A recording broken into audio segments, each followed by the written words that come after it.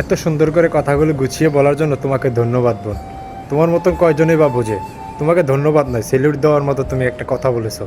আর যে কথাগুলো বলছো প্রত্যেকটা মেয়ে যদি মেনে চলে, প্রত্যেকটা ভাই যদি মেনে চলে, অবশ্যই আমাদের দেশটা, আমাদের সমাজটা অবশ্যই সুন্দর হবে। তোমাকে সেলুট বোন, সেলুট।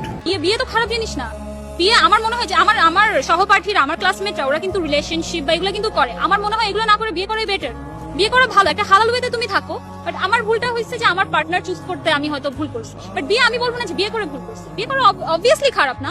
বিয়ে করলে ক্যারিয়ার নষ্ট হয়ে যায়? No, never. বিয়ে করে নো বিয়ে করে একসাথে পাবলিক ভার্সিটিতে চান্স পাচ্ছে, একই সাথে হাজবেন্ড ওয়াইফ বিসিএস ক্যাডার হচ্ছে, একই সাথে দেশের বাইরে তারা সেটেল হয়ে যাচ্ছে। নো, এটা একটা টাইমে মানুষ চিন্তা করতো যে গ্রামের মেয়েরা হয়তো আর্লি বিয়ে করে ফেলে। বাট নো, এটা ঠিক না। আমরা যদি আমার রিলিজিয়াস দিক থেকে দেখি, ইসলামিক দিক থেকে দেখি, তাহলে কিন্তু আমাদের আর্লি বিয়ে করে ফেলা উচিত। আর্লি বিয়ে করে ফেলা উচিত যাতে আমরা হারাম রিলেশনশিপ থেকে দূরে থাকতে পারি। বাট আমরা এটা করি না। আমরা আমাদের সমাজে আমরা এরকম প্রচলিত আমরাই করে ফেলছি যে আমরা রিলেশনশিপে থাকি, পড়াশোনা করি, করে যে বিয়ে করবো। বাট তুমি যে রিলেশনশিপে থাকতেছো এটাও কিন্তু তোমার পড়াশোনার ক্ষতি হচ্ছে। বাট বিয়ে করলে এই ক্ষতিটা, আর আল্লাহর একটা রহমত আসে কিন্তু বিয়ে করলে।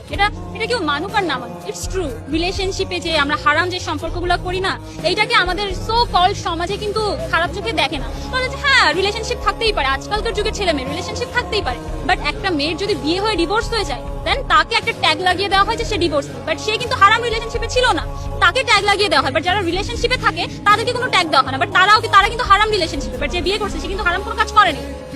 যে হারাম করেনি তাকে ট্যাগ দেওয়া হয়, বাট যে হারাম করছে তাকে ট্যাগ দেওয়া হয় না। আমাদের সোসাইটিটা আসলে এরকম। এই সোসাইটি থেকে বের হওয়ার জন্য আসলে আমার বাইরে মুভ করার ইচ্ছা, যদিও ফ্যামিলি দিতে চায় না। মানে আমি আসলে নিজের দায়িত্ব নিজে সেভাবে নিতে পারি না তো এখনো।